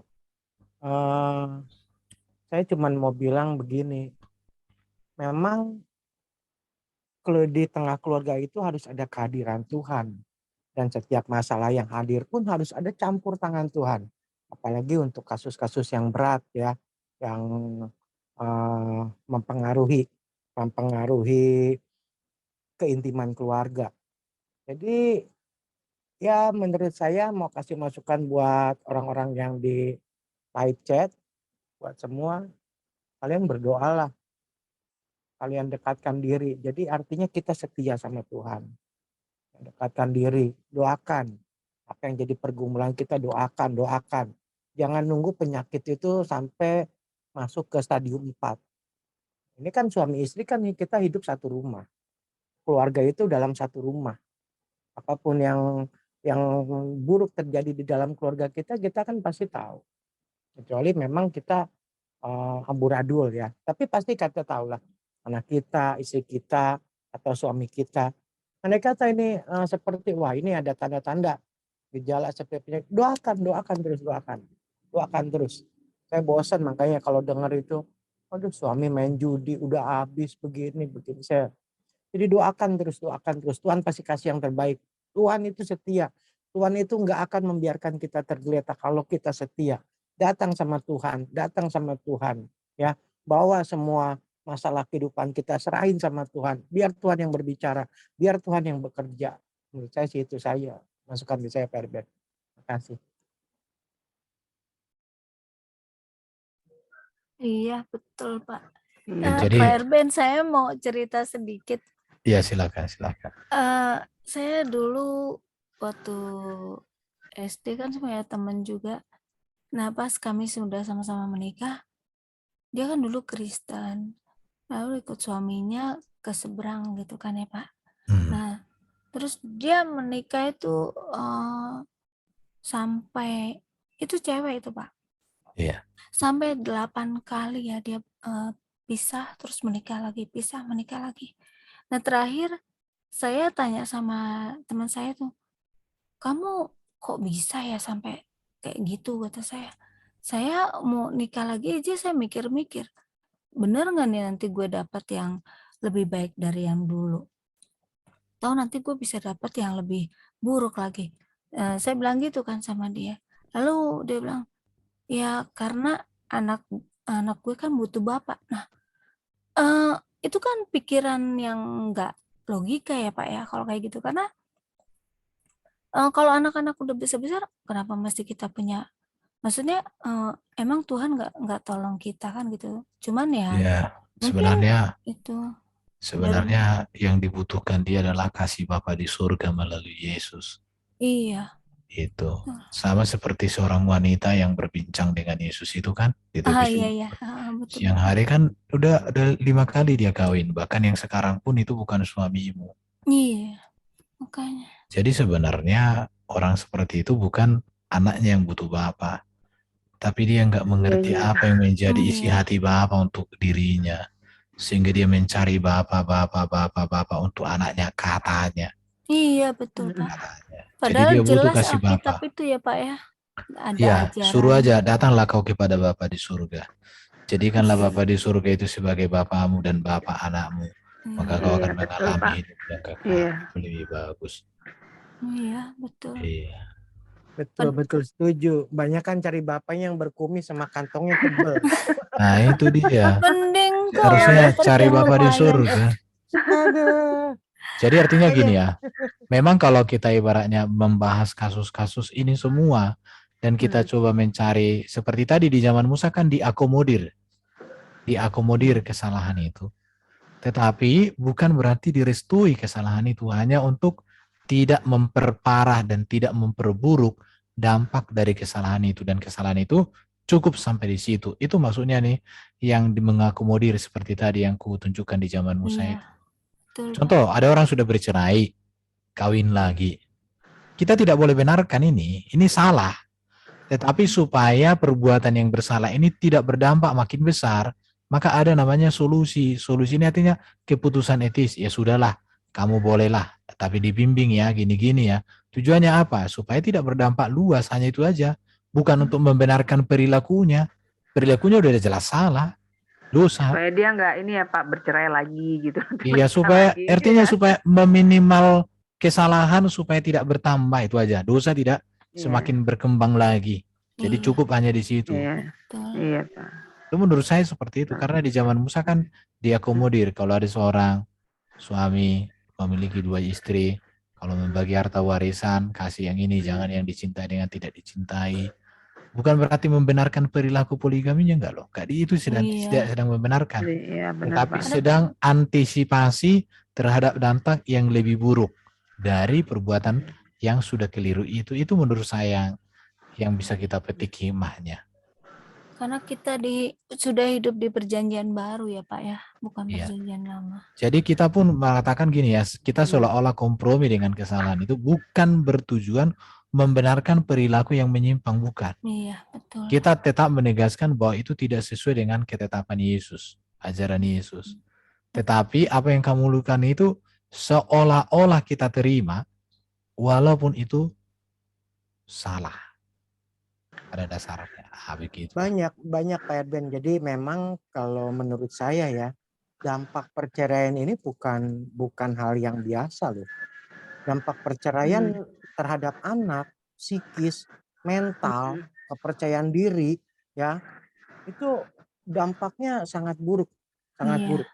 Jadi jadi lesbi anaknya. Ya, jadi banyak kan orang tua itu egois, menurut saya ya. Egois dalam arti mementingkan diri sendiri, tidak mementingkan anak. Apa yang keluar dari mulutnya tidak mencerminkan, oh papi sayang anak, mami sayang anak. Ternyata enggak lah kalau menurut saya. Jadi mereka ini artinya setia dalam Tuhannya ini separuh-separuh menurut saya. Karena kalau anak, kalau kita memang benar-benar sayang sama anak, ya apapun yang terjadi di dalam keluarga, kita harus rekonsiliasi, kita harus benerin, kita harus benahin. Betul, Pak. Kita, saya gitu. Kalau kita merasa, aduh saya nggak kuat Tuhan, datang sama Tuhan, sama Tuhan, ya minta ampun sama Tuhan. Apa sih kesalahan kita? Kita jujur sama Tuhan. Ya, saya istri saya orang Ambon, pernah diajari. Jadi kalau mau minta sesuatu, kamu doa deh katanya. Om saya bilang gitu. Kamu doa setiap jam 12 malam. Ya memang doa itu ya kuasanya luar biasa. Iya, betul. Kalau cuman bicara doa orang benar itu didengar Tuhan, nah itu. Tapi doa itu orang Kristen kuasanya, aduh. Jangan main-main dengan kuasa doa ya. Dia bisa menggeser gunung atau dia bisa merubah kutuk jadi berkat. Nah, itulah bedanya kalau menurut saya. Jadi keegoisan kita ini sebagai manusia yang punya banyak kelemahan. Ya contoh, saya mau kasih contoh. Banyak orang kan egois dan sombong, kan. Tapi apakah kita ini, manusia ini bisa akan selalu jadi orang muda? Nanti pada suatu saat ya, waktu berjalan, aduh, jalan aja kita susah pakai tongkat ya. Jadi kita ini akan menemukan suatu proses-proses yang memang boleh dibilang tidak mengenakan gitu kan. Nah, kalau kita artinya menyanyiakan keluarga kita, ya, membuat anak kita kecewa, apakah kita bisa nanti masa tua kita hidup sendiri, buang air aja minta tolong bantuan orang lain? Siapa yang mau bantu kita? Kan gitu. Anak itu kalau dalam suatu keluarga atau orang tuanya mengalami perpisahan, wah, mentalnya itu langsung jatuh. Langsung shock dia. Banyak anak yang mengalami depresi ya, depresi. Nah, begini efeknya luar biasa. Jadi kalau kita mau jadi orang tua yang sayang sama anak, memikirkan masa depan anak, jadilah orang tua yang baik, kasih contoh yang baik gitu. Masukan aja sih dari saya, Bang RB. Dilanjut, Bu Ali. Ya, iya benar sih ya Bu. Maksudnya Pak, berarti ya pernikahan Kristen itu ya dianggap mudah atau dianggap asal-asalan, ya memang harus bisa dipertanggungjawabkan terutama di hadapan Tuhan. Nah, karena pernikahan anak-anak Tuhan itu ya memang harus sesuai dengan standar apa yang diterapkan dalam kebenaran firman sih. Karena ya kalau misalnya melanggar gitu, ya seperti kata Pak Erben, akan ada masalah-masalah dan perkara-perkara yang baru yang udah pasti ya efeknya akan buruk kepada terutama generasi penerus mereka gitu. Ya benar ya Pak Erben, seperti itu ya Pak. Monitor Pak. Iya. Iya. Jadi kita yang ada di room ini dan yang ada di live YouTube, mari kita berkomitmen untuk memiliki perkawinan Kristen yang sesungguhnya dan sejati. Dan mari kita ajarkan anak-anak kita supaya memiliki komitmen yang sama dengan kita untuk hidup dalam kekudusan dan kebenaran. Itu sih intinya. Kalau di dalam keluarga ini kan sebenarnya masalahnya kompleks ya. Tidak akan selesai banyak kali. Tetapi bagi kita, hidup berpusat kepada Kristus itulah yang terutama. Terbenar ya Pak. Yang benar. Iya. Karena pasti nanti itu juga maksudnya kalau kita mentaati apa yang menjadi kehendak firman, betul. Pasti hasilnya juga nggak akan mengecewakan ya Pak Erben. Karena memang itu kebenaran dari Tuhan. Ya Pak. Oke, mungkin ada teman-teman lagi seperti Dedeki, apa mau disampaikan Bro? Mas Didik, Kak Stefanus, ayo boleh. Aku pusing Bro, katanya kenapa? Orang aku belum kawin. Kalau si Mas Bro lagi sakit. Oh, Kak Stefanus lagi sakit. Si Seri bagaimana sih mau membagi sharing mengenai perkawinan anak apa Kristen ini? Monitor, Seri. Ya, tidak dengar. Oke, ada lagi? Enggak ada. Ya itu aja sih. Ya. Tapi saya juga bersyukur ya Pak Erben, walaupun saya ngurus anak sendiri, tetapi saya mengandalkan Tuhan. Kalau saya mengandalkan diri saya sendiri, saya nggak mampu. Makanya saya bersyukur banget sama Tuhan karena saya bisa nyekolahin anak saya dari dia mulai sekolah sampai dia kuliah dan tahun 2024 dia lulus. Wah, puji Tuhan. Iya, itu satu kredit poin buat ibu itu. Iya. Dipertahankan aja. Iya, Pak. Saya juga sama kayak Bapak tadi itu, kalau anak saya minta sesuatu saya bilang, kamu minta sama saya aja kerja kok. Kamu mintalah sama Tuhan. Kalau Tuhan kasih berarti saya beliin kamu. Tapi kalau Tuhan tidak mengizinkan ya saya nggak bakal beliin. Saya bilang gitu Pak. Jadi saya nggak walaupun saya sayang anak, tapi saya nggak manjain dia gitu. Jadi kalau dia mau sesuatu ya, saya bilang kamu doa loh. Kalau kamu doa minta sama Bapa di surga, dan kamu juga ingat ya, kamu nggak boleh istilahnya benci dengan papahnya gitu ya. Saya tidak mengajarkan dia untuk benci dengan siapapun juga ya gitu. Jadi dalam pergaulan dia pun saya juga pantau dia ya Pak ya gitu. Karena kan banyak juga kan korban dari perceraian gitu kan, anak-anak bisa yang bagaimana ya. Dan saya berharap anak saya sih jangan. Nah, makanya saya suruh dia aktif di gereja, dan saya tetap perhatikan dia gitu ya. Saya sering perhatikan dia.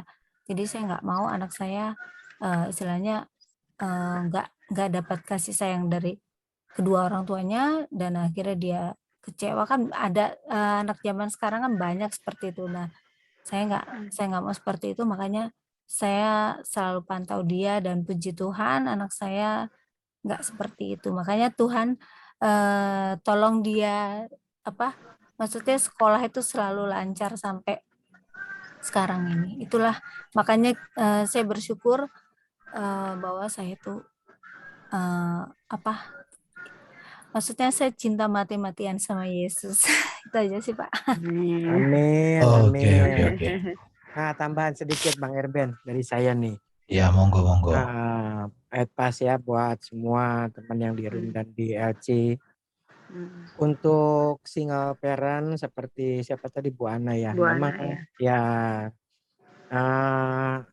Memang tidak mudah ya menjadi single parent. Iya, Apalagi untuk anak-anak yang mengalami broken heart seperti perpecahan di dalam keluarga, itu jiwanya otomatis jadi anak yang memiliki jiwa pemberontak.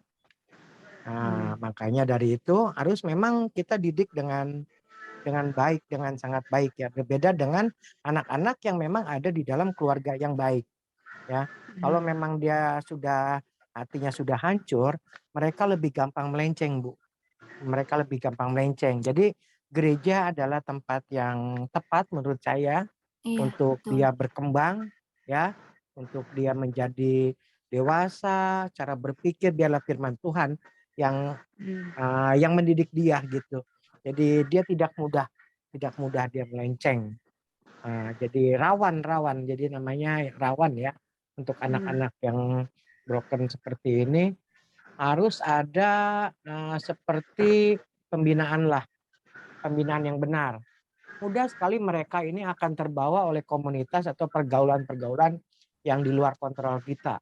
Kan mereka di rumah kita bisa lihat, tapi di luar kan kita nggak bisa lihat. Iya, Jadi, betul Pak. jadi gereja adalah salah satu tempat yang sangat tepat. Dia suruh jadi aktivis, biar dia suruh belajar melayani Tuhan. Jadi memang nanti Tuhan yang atur langkah hidupnya. Itu pas dari saya, Bu Ana ya. Oke. Masih ada lagi mungkin teman-teman mau menyampaikan. Yang di live YouTube silakan naik kalau ada yang bertanya. Tapi topik kita sekarang hukum perkawinan aja ya. Jangan tanya yang lain-lain supaya terarah. Ya, dipersilakan. Kalau ada yang mau bertanya, naik ke sini, masuk dalam room. Ya, silakan Mumpung Pak naik. Erben masih, mumpung Pak Erben ini mau mengajar kita. Tapi materi yang tadi udah jelas ya sebenarnya. Jadi Sudah jelas. kita Pak. ini kan lebih banyak bahas kasus-kasus yang terjadi ya. Jadi kasus yang terjadi ya karena nggak berpegang kepada kebenaran. Benaran, yang betul sesungguhnya Pak. itu. Iya. Jadi sekarang ya kalau cara mengatasi kasus itu banyak kan tindakan hanya kepada tindakan inilah, tindakan teologi etis. Betul. Bukan teologis lagi. Nggak ada yang naik ya Pak. Ya udah saya deh yang nanya Pak Erben. Yang tahu jawabannya nih. Kalau memang berpisah itu kan kalau di janji nikah kan sampai maut memisahkan. Sampai maut memisahkan, itu saya garis bawahi. Kebetulan salah satunya meninggal, suaminya yang meninggal. Boleh nggak dia nikah lagi? Kalau berdasarkan apa itu sebenarnya kan ada indikasi boleh.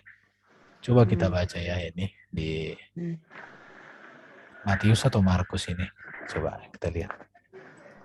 Antara Matius dan Markus. Tapi setelah orang banyak, maka datanglah orang Farisi Yesus. Tidakkah kamu baca bahwa Allah menciptakan manusia sejak semula menjadikan mereka laki-laki dan perempuan?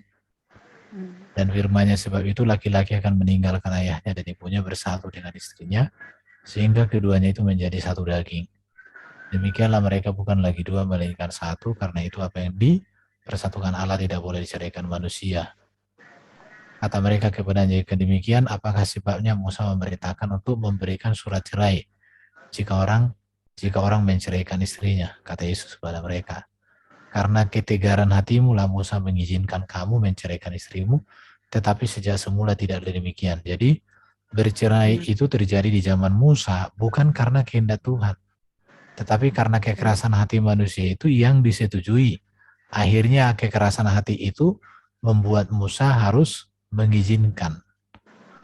Tetapi aku berkata kepadamu, barang siapa menceraikan istrinya kecuali karena zina, lalu kawin dengan perempuan lain, ia berbuat zina. Ya. Jadi kalau orang cerai karena hidup, itu nggak boleh. Kawin dengan perempuan lain, nggak boleh. Berarti dari indikasi di sini, kalau tidak bercerai, ya boleh dong. Kira-kira begitu indikasinya. Murid-murid itu bertanya kepada, jika demikian halnya hubungan antara suami istri, lebih baik jangan kawin, kata dia kan. Akan tetapi ia berkata kepada mereka, tidak semua orang dapat mengerti perkataan itu, hanya mereka yang dikarunia saja. Nah, jadi ada indikasi di dalam ayat ini bahwa boleh, kalau memang karena ada kematian, karena maut yang memisahkan. Tetapi kalau karena cerai hidup, itu tidak boleh. Berarti kalau pasangan kita meninggal, kita menikah lagi ya diperbolehkan menurut firman Tuhan ya Pak. Iya, Berarti kalau STT ya. Ya, berarti cerai mati bukan cerai hidup ya Pak. iya. Istilahnya seperti itu ya. Iya, iya. Ya Oke, gimana? mantap. Ya, diterima lah jawabannya. Iya. Saya lagi memang dapat kasus ini kakak saya. Oh. Ya, saya bilang silahkan lah, saya bilang silahkan. Yang meninggalnya kakak saya, istrinya. Tapi kan karena memang ya meninggalkan harta yang lumayan banyak banget, jadi saya bilang ya artinya pilihannya itu harus tepat lah ya. Betul. Boleh lah kalau meninggal. Karena anak-anaknya sudah besar. Jadi dia sendiri kan anak-anaknya udah nikah semua, Pak Erben. Jadi dia itu kadang sendiri di rumah kan. Sedangkan saya nggak bisa ditinggalin. Jadi ya saya bilang dia tanya sama saya, undang saya datang ke rumahnya. Saya bilang ya silakan, saya bilang gitu. Saya nggak punya jawaban yang tepat karena menurut saya nggak berhak jadi hakim manusia. Itu biarlah Tuhan yang jadi hakim, menurut saya sih itu. Tapi jawaban saya kurang lebih sih boleh lah gitu ya. Nah, terus dengar jawaban Pak Erben ya udah lebih mantap saya. Terima kasih Pak Erben. Iya, sama-sama. Iya. Oke. Masih ada yang mau bertanya atau membagi sharing, silakan. Itu tadi siapa yang masuk? Pak Hermanto ya? Pak Hermanto, silakan Pak. Mau bertanya atau sharing, silakan. Dari saya, ya Bu. Salam semuanya Bu. Shalom. Ini tanggapan dari saya tentang perkawinan, walaupun tidak begitu luas, tapi ada sedikitlah tanggapan dari saya, yaitu perkawinan itu adalah suatu yang istilahnya hakiki yang harus diperjuangkan. Jadi bagaimana seseorang itu mendapat pasangan hidupnya, sama halnya seperti masa penciptaan bahwa manusia itu hanyalah diizinkan untuk berpasangan. Jadi bukan 2 pasang, 3 pasang, atau 4 pasang. Jadi itu saya junjung tinggi dan ketika saya diberikan jodoh oleh Tuhan, ya sampai seumur hidup, ya itulah saya perjuangkan. Dan saya harapkan tidak ada perceraian di masa kehidupan itu, tetapi perceraian itu akan terjadi pada saat Tuhan akan menceraikan, itulah yang disebut dengan kematian akan memisahkan. Jadi sebagaimana perkawinan itu yang sekali itu harus dijunjung tinggi. Jadi tentang apa lagi tadi ya, tentang setelah perceraian itu kematian akan menimpa, baru boleh menikah lagi, memang itu mungkin sah-sah saja. Tapi pada dasarnya adalah bagaimana hidup kekristenan itu yang saya ketahui adalah kalaulah bisa memang teladan Yesus itu yang paling tinggi, sebaiknya ditiru juga lah. Apa itu teladan Yesus yang paling tinggi? Yaitu Yesus juga kan tidak menikah. Jadi sampai Yesus itu tidak menikah. Jadi manusia itu juga bisa untuk tidak menikah. Tapi kadang kita terpaut dengan hal-hal duniawi, ya sah-sah saja kita tidak selibat dengan itu. Jadi itulah sedikit wawasan dari saya, walaupun tidak terlalu luas, sebagai sumbangan sedikit di dalam Zoom ini. Sekian dan terima kasih. Terima kasih, Bang. Iya. Oke, terima kasih. Masih ada lagi kah atau sudah jelas? Sudah jelas ya Pak. Oke. Kayaknya Sudah udah nggak ada yang jelas, lain. Pak. Iya. Sudah Untuk sesi ini kita tutup dulu tentang poligami dan pernikahan Kristen. Untuk teman-teman Muslim yang ada di live YouTube, silakan naik ke atas. Kita akan buka sesi kalian bertanya tentang kekristenan. Tetapi untuk live ini ditutup dulu. Silakan aja gabung ke link yang sudah diberikan. Oke, silakan Bu. Pak, apa? Ini mau ditutup ya? Berarti doa dulu ya Pak? Iya, Doa boleh, dulu boleh.